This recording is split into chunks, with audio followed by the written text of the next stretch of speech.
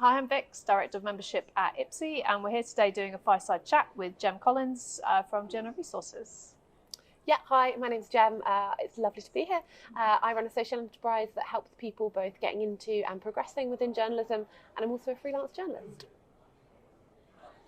So Jem, what is one thing that you love about self-employment? I think definitely just having no boss. I hate the idea of having to book off holiday, having to ask for all of that kind of stuff. So I think actually just whether or not I actually have that perceived freedom, but the idea that I can go and do it is definitely really important to me, and not have to check that with someone. Yeah, I can imagine that is quite nice. It takes a lot of stress away from getting on with whatever you want to do. And just go and work wherever you want to work. If I want to come and work in a co-working space, I don't need to check that with anyone. If I want to sit at home with my cat, I can do that. Be there under a blanket. Like, that's not clear.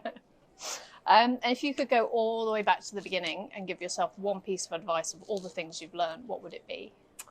I think definitely when to say no to work. I know it sounds maybe a little bit counterproductive, but I definitely remember when I first started out in freelancing, I had this one period of about 3 weeks where I worked for 22 days in a row, and I remember being like, whoa, this is a lot. But I didn't know how to say no, because it felt like if you said no, they were never going to kind of commission you again, they were never going to book you for any more shifts, and that was terrible. So I think my second time around freelancing, I was like, right, we're going to nail this. We're going to have a better work-life balance. So I would definitely tell myself to have some rules and kind of stick to them.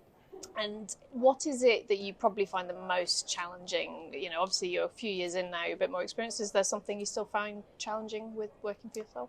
I was chatting to one of my colleagues the other day, and I was saying I definitely feel like I'm in my spreadsheet era, and I'm not here for that. Who is? I know way too much about pensions, about VAT, about all of these things, which I'm very proud that I've learned about, but it can sometimes feel really all-consuming to just be like, oh, I'm on my like 5th spreadsheet of the month, or like, oh, I've got a new bit of software to get to grips with. So I think that is definitely a challenge that I'm still working through, to be like, let's do this in an efficient way that isn't like taking over my life. I just wanted to start off by saying congratulations. You are IPSE Freelancer, Outstanding Freelancer of the Year 2023. So very well done. You know, I mean, there were some incredible entries, but you know, you really did stand out. So I just wanted to do some public praise on that for you. So well done. Oh, thank you so much. And genuinely, I was so excited to be the winner this year. And this is actually the 6th time I'd entered the awards. Every year I've been like, I think I've tried to grow, I've tried to develop, and it's always been, I'm going to put in for that and see how I get on, and refuse to give up. So I just wanted to tell everyone, I guess, that, because I think you only ever normally see the social media highlight where it's like, oh, you've won this award, whereas actually I've been trying for this for 6 years. So if you are watching this and you're thinking, oh, I entered that before and didn't get it, do put in again with the benefit of a year and all those extra things you've done. I was super excited, and just to say to everyone, do keep pushing and do keep entering again if you didn't get it. Great advice, because it is so true. Like, people are so quick now, aren't they, to just put the best of everything out there, and you don't see the genuine years of graft, I guess, that goes into the accomplishments that, you know, really stand out, and it did. So thank you so much. Well done. So Jem, just for those people out there that don't know you or haven't heard of you, could you give us a quick 30 seconds on who you are and what you do professionally? Yes, so my name's Jem. I run a social enterprise called Journo Resources, which supports people both getting into the profession and as they kind of progress in their careers. But by background, I am also a freelance journalist as well. So I write for various different outlets. Anyone I can pitch to who will pay me. I think I did that quite well, actually. I should use that for my parents to explain to them what I do, because they never understand. But yeah, that's me. So before today, we had a brief catch-up, and one of the things that really struck me was that you said you built Journo Resources the long way round. I thought it was a really interesting sort of statement to make. So I don't know if you wanted to just sort of explain sort of maybe some of the challenges that you've had, and how it is that you sort of feel like you have gone on sort of quite a long career path to get to where you are now. Yeah, I think, so I've been doing this for, I think, 7.5 years now, which was like a ridiculously long time. But also when I started it, it was just one page of a website. It was a newsletter that went out, I think, every month at the start. So it really was quite different to what I'm doing now. And I think genuinely when I started it, I wasn't really envisaging it as a business. It was something that I did that kind of got a little bit out of control, maybe. But I think because I'd, one, been forced to, and two, hadn't necessarily thought of it as a business, but didn't have any capital to kind of put into it other than my time. Yeah. That's kind of, I guess, what I mean by the long way round, is then you kind of have to be a bit more inventive. You have to, just work at things, I guess, a little bit more. And I've really had to, I guess, just be a bit more resourceful and learn how to do things along the way. And I think one of the, I guess, benefits to that has been actually, I think we've really got to get really close to our community and actually really learn about what they want. And so those joint struggles of balancing it initially around a full-time job, and then I went to do it 2 days a week, and I only went full-time on it in 2020. It really felt like you were trying to do a lot and I wrote a piece actually a couple of years ago about being too big to fail but too small to fly, where you're kind of like, we're doing really well, but I don't have any extra capacity, and having to make a jump is really hard because I've got rent to pay. It's totally for faith, isn't it? How do you justify doing that when you don't have that kind of, I guess, safety net to fall on? But I guess the flip side to that has been that I actually feel like I hopefully really understand the struggles that our freelance and journalist audience face, because that was me. So perhaps it's a very long-winded way of saying it's been a bit of a juggle. It's been very hard. The only things I've had to put in are time. But I think as a result of that, I've hopefully really understood who we're.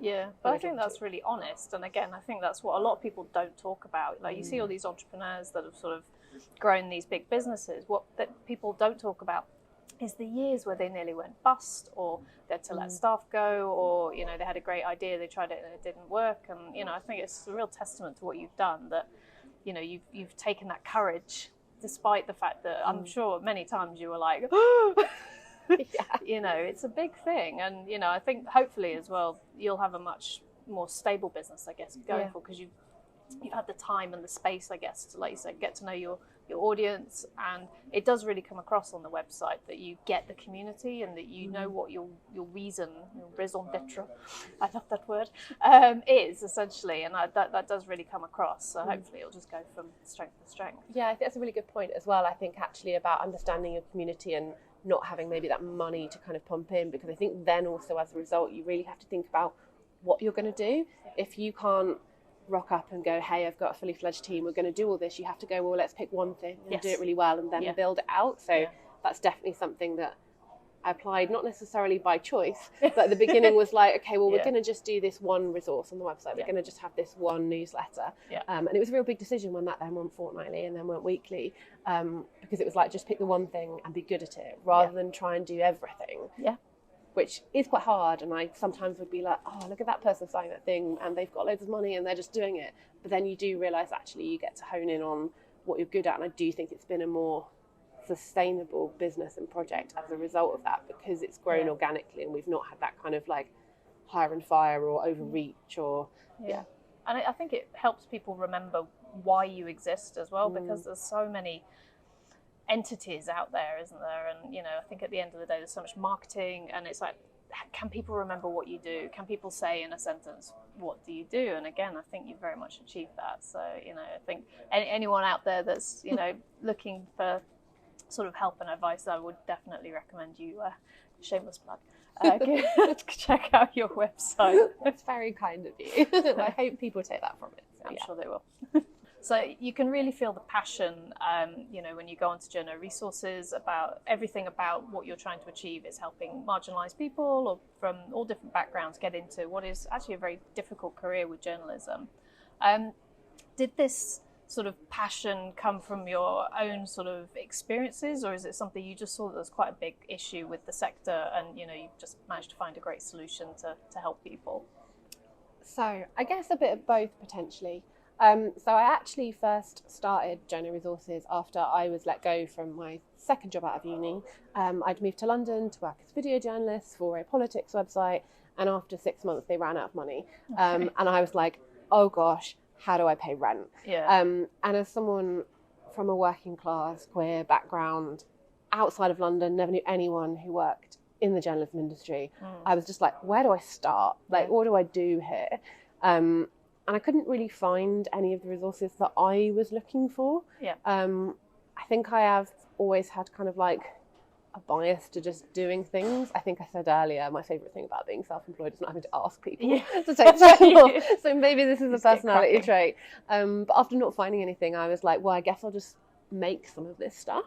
And that first thing was just a list of opportunities for entry-level journalists all in one place, because that's what I was looking for. And it kind of grew from there. So it was definitely my own personal experience. But then as I kept doing it, I mean, there's more stats and more kind of focus on this now, but, you know, even now, I think the latest industry stats are 80% of the journalism industry comes from middle or upper class backgrounds. It's a pretty similar number. And if you look at how white the industry is, disability, basically any measure, and the industry is not doing very well. So it definitely started from a personal experience place, but it's definitely kind of broadened out from that as I've kind of worked in the space more, talked to other people with, you know, different lived experiences, and it's kind of, I guess, fused together for me in that I started it because I couldn't find what I needed, and then just become aware that it's so much bigger than that, and what I seemed to be doing, people were finding useful. So I was like, in some small way, let's try and push for some change there. So one of the things I love about your website as well is you have a pitch library on there where you get people to submit pieces of work that actually genuinely won them work. So kind of, I guess, sharing the tricks of the trade. For those out there that are either going into journalism, you know, quite newly, or, you know, are just really struggling to get that, you know, that win, is there a piece of advice, I guess, you'd give them to, you know, help turn their sort of nearly perfect piece into something that's actually going to secure them work? Yeah, 100%. Well, firstly, thank you for saying you like it.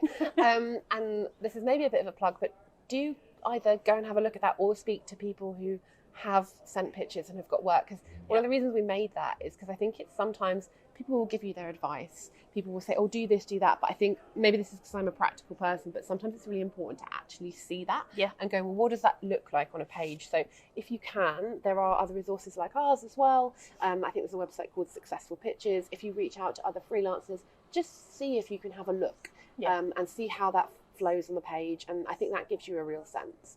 And the second thing I would say is actually just being persistent when you get a no.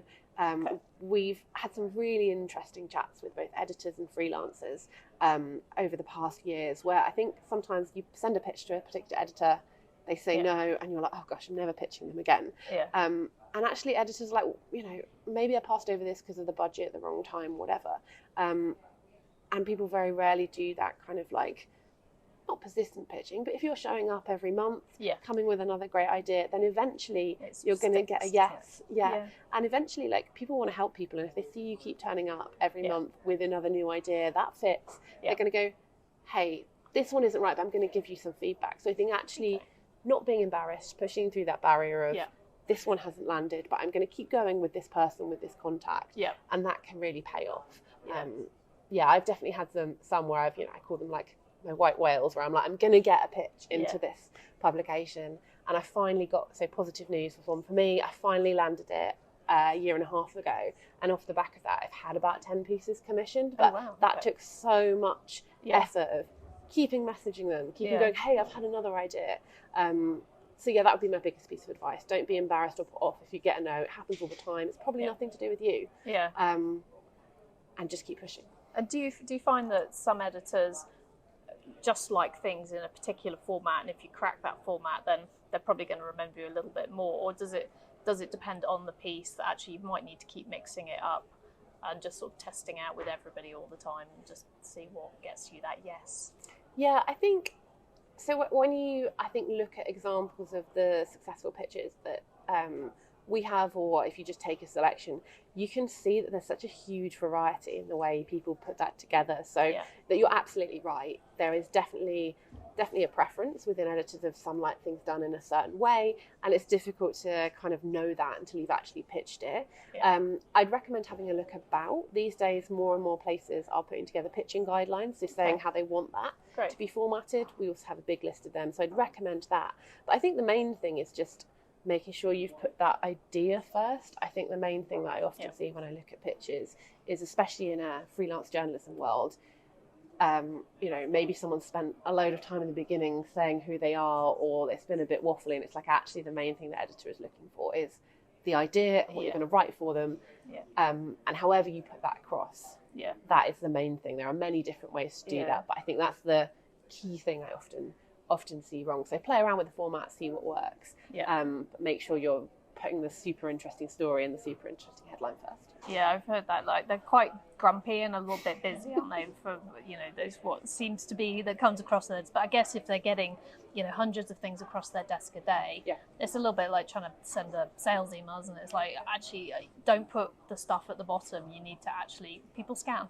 Yeah, 100%. So. And even in the headline, and I typically will just have freelance pitch in capital letters and then put what would be, I guess, like the most tabloidy headlines, even if it's a pitch for like Positive News or The Guardian or something actually nowhere near a red top, but actually just making that stand out in the inbox is the first thing. I speak to editors at Nationals who are getting hundreds of pitches a day, so it's not uncommon for you not to get a reply. But it's really again, about going. That personally either. Yes, exactly. Don't take it personally. And really just try and hit them in the face with what you've got to bring, basically. Make them unignorable. Yes. So one of the things, obviously I keep praising your website, but one of the things I genuinely really love the most that you have done is you took the decision that on your jobs board that you were only going to list jobs with a salary, which I think is fantastic, and more people need to do that. One of my biggest bugbears out there is job specs that say, competitive salary. And, it's not competitive most of the time. So I suppose for me, did you get challenges, I guess, getting people to list on your website by taking that approach? Or actually did people go, no, do you know what, I can see what you're trying to achieve, and actually, they sort of doubled down and, got stuck in and helped, I guess, make the industry more transparent? I mean, definitely still an ongoing struggle. Had an email yesterday from someone who's advertised with us so many times, being like, we'd like to list it as competitive. And as you say, what does that mean? It doesn't mean anything. And I mean, I know you're on board, but it's specifically a disadvantage to people from marginalised or underrepresented communities. And if you don't have that information, you don't know what to ask for. Exactly. And it's just a waste of everyone's time, right? You're applying for something, and then if that doesn't fit for you, the employers waste their time as well. So for us, that was really important. I would definitely be richer if we hadn't have taken that stance. It's still a struggle, I think less than before. I think when we first started, it was a real stumbling block in certain ways, because you're a brand new website, you're kind of going up against really established players and going, hey, actually give your budget to us, but we're also having this big ask for you as well. So for a long time we kept our prices probably a lot lower than they should have been, so there was that kind of a bit of a trade-off there, and we still often get people saying no, being like, no, this is a deal breaker for us, we're not doing it. But it's nice, I guess, to hold your ground in a way and go, actually, no, this is what we stand for. I think so. Or don't. And I think that builds a real trust with the audience. So people actually trust us and go, well, I know that I can come here and they've got my back. They're not going to take the money over kind of principles and things that are outside of my best interests. And I think interestingly now we've only had the jobs board for I think 5 years, but I think in 5 years time, the way that the site has grown, actually we do command a bit more authority now. So there are big names that we've now approached 5 years on who have gone, no, we're not giving you that, and I go, well, you can't list it, but now it's too important not to be on the site. So I think we're getting less pushback than we were before, and we've had names where the Daily Mail's grad scheme, for example, that doesn't get listed with a salary anywhere else. We've got a load of News UK jobs, so I'm really proud of those names in particular, where it's like a really big kind of outlet, and they've decided that it's actually quite important for their diversity, inclusion, representation, that they list it with us. Exactly. So they have had to go, okay, fine. Here's the salary. Exactly. And I'd imagine as well, like from both sides, you're actually getting people apply that they're happy with that salary range, whatever it might be. So you're both coming at a good point for the start of the discussion. Whereas, if you get 2 interviews in with somebody and then all of a sudden they're like, well, it's this, everybody's time's wasted, especially if the employer liked the candidate or whatever it might be. I just think that the transparency is a good thing, and it allows people to have sensible conversations again as well. And I guess as well that it allows people to go into the career with their eyes open, going, actually, this is what I can expect to earn. So then you can adjust your life again, whatever that might look like. Yeah, 100%. And anecdotally, we've definitely had members of our community who've had the exact experience that you mentioned before, where they've got 2 interviews in and then it hasn't aligned with what they've expected and will be lower than what they're currently earning. So obviously it doesn't work and you've just wasted everyone's time. And at the beginning of the scale, you've got people going, well, it says it's a paid internship, but what does that mean? Can I afford to go there?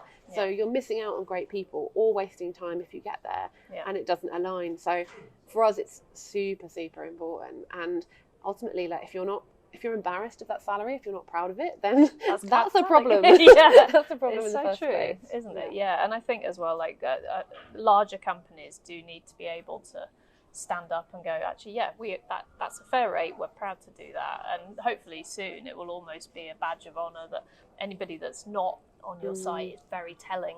Actually, that would be nice. Yeah, we're pushing for that, and I do think another thing that this is maybe tangential, but I think is interesting is I do just think with the way social media is moving as well into TikTok, we see a lot more, I think, open discussion now about what those salaries are and whether they're good than we maybe did 3 years ago. We can put out anything with any salary on Instagram and Twitter, and everyone's just like, cool, okay, fine. Put it onto TikTok, and people are like, actually, is this good? And that gives me a lot of hope, actually, that people are actually kind of reassessing, I guess, that power balance of going, is this a good salary? Should we be accepting that? And I think those conversations are starting to happen. Yeah, and I think there's even more pressure than ever before, isn't there? Because everything's expensive now. I mean, London was expensive 20 years ago, but people coming in now, I genuinely don't know how they live because salaries haven't grown in the last sort of 15, 20 years. I mean, those at the top very much have, those are like the 1% have got like 20% richer or something, and like, everyone else is sort of scrabbling around. So, I think those salary conversations are really, really important. Yeah, and I would love, so if anyone from any other jobs board is watching this, you could do the same policy, and putting aside any competition, I would just love for there to be change. So we're still the only journalism and media jobs board, as far as I know, that does this, but there are other big players out there. So you could get there. You could maybe just think about asking for a salary range. You could talk about maybe a salary floor. So that's my challenge to anyone else. Think about doing it as well. Yeah. Whilst we're still sort of on salaries, I mean, it's a very well known fact that men generally get paid more than women. Still, even now, the pay gap still keeps getting bigger and bigger. Do you find that by publishing the salaries on your site, it's actually helping people, women or people from disadvantaged or poorer backgrounds, actually go in and negotiate much fairer pay? I guess not necessarily, that they have to be paid the top, but at the end of the day, everybody wants fair pay for fair work. Yeah, 100%. And this actually, I think, goes across both our salaries and our freelance rates. So we have a big database of freelance rates as well, for similar reasons. And on an anecdotal level, we often see conversations about that. We've got kind of a community forum, a Discord, and people will say, actually, I got offered this, but then I knew that this wasn't the rate. And so they'll be able to go back to people and say, I know you've paid this before. And so we've had some real kind of case studies of people who've really had success there because they've been able to go, well, I know not just the market rate, but I know what you've paid before. And actually, as you say, having that information is key.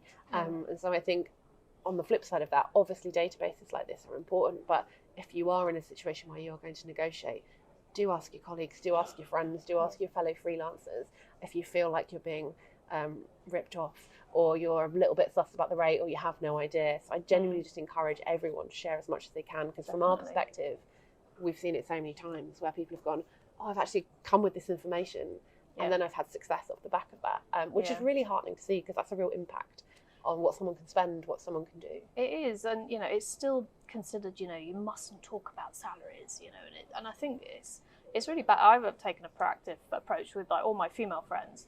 We all discuss our salaries quite openly, and it's really interesting, the pay ranges. And one of my friends was actually like, oh, I'm going to go get a different job off the back of that. And, it's, some people don't realise they're being undervalued. And, I think it can be quite empowering, I guess, for suddenly go, I've got that information now, I'm going to go and do something better, whatever it might be.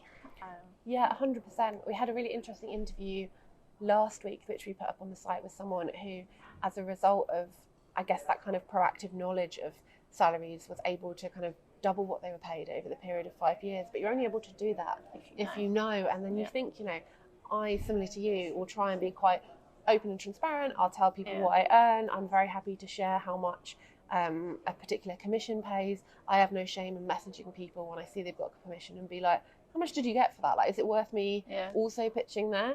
But then equally, I can think of so many people I know where I'm like, I don't know what you get paid. And I think that a bit weird. Like, you know, we know people's cats' names, we know people's children's names, we know like where they live, and then you don't know how much money they earn because it feels like a weird, icky question. So it's kind of drilled in, isn't it? You just shouldn't talk about it. Why are you asking me that? Why not?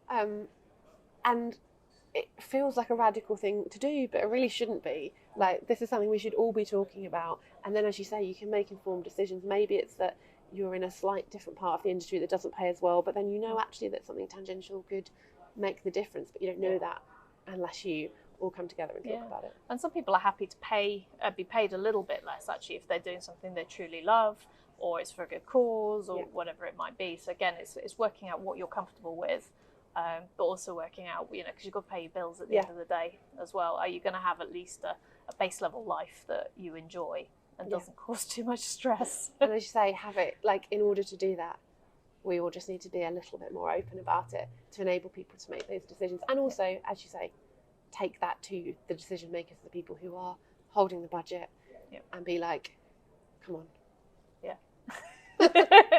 Let's discuss this. So one of the other great things that you do on our big role of How Amazing is Jem, you run a fellowship.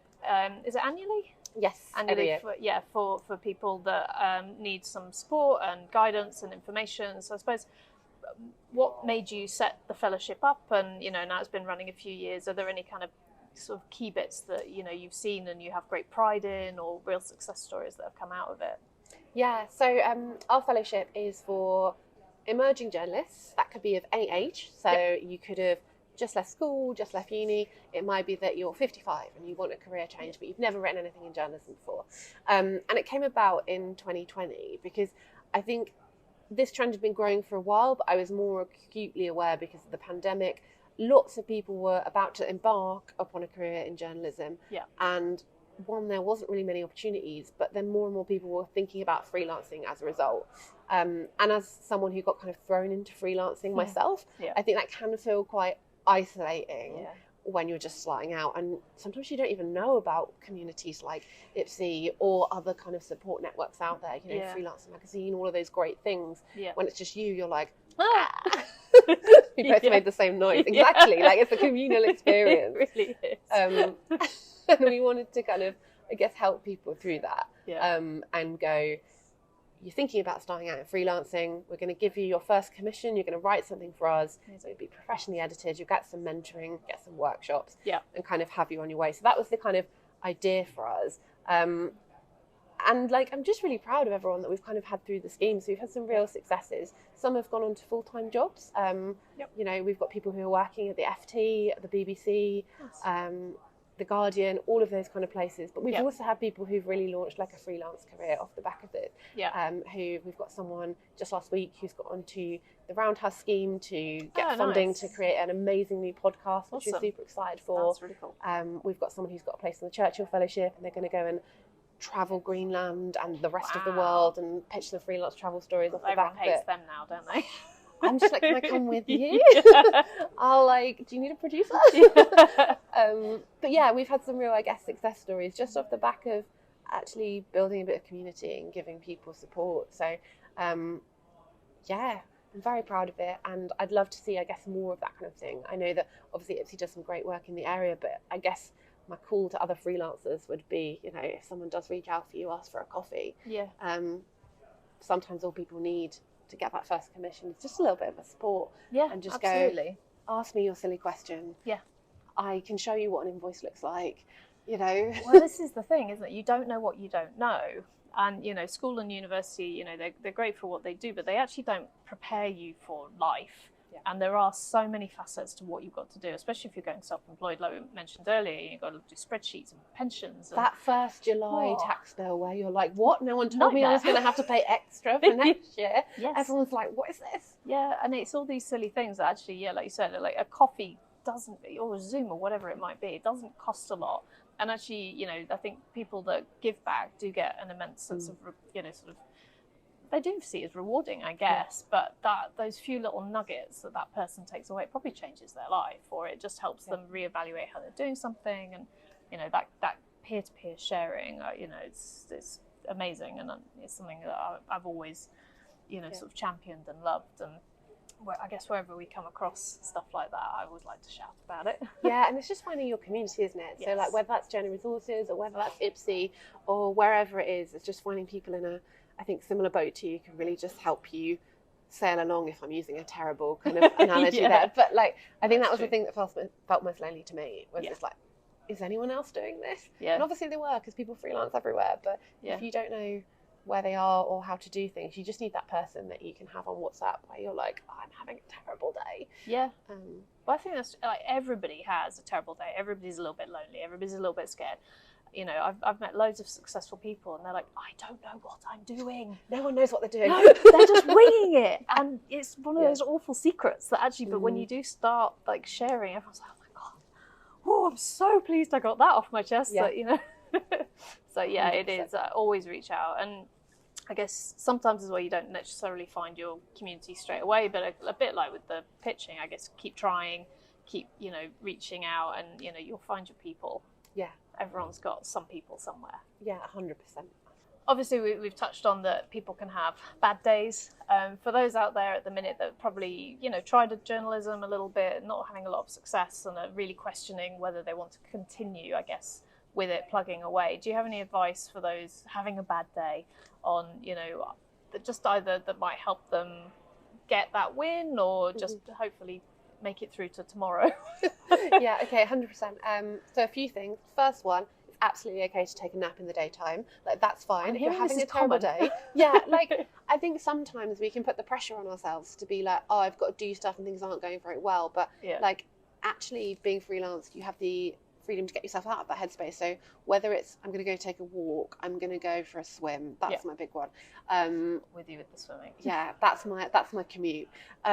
Or whether it's that you're just going to have a nap. Like, actually give yourself a break. If you're having a bad day, like, that is the beauty of being freelancers. You can go, actually, it's not productive for me to sit here and slog and just get into like a pit of despair about this. I'm just going to take some time out, reset, come back to this tomorrow. So that would be my first bit of advice.